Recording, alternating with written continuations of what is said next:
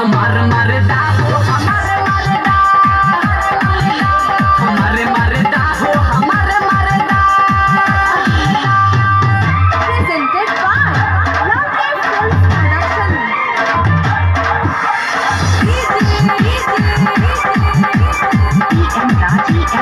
आप सुन रहे हैं मान्या मलिक सिंह की आवाज में। हमारो भतारे सखी मिलल नंबर 1 हो मिलल नंबर 1 हो मिलल नंबर 1 हो हमारो भतारे सखी मिलल नंबर 1 हो मिलल नंबर 1 हो प्यार करेला रतिया में दाना दने रतिया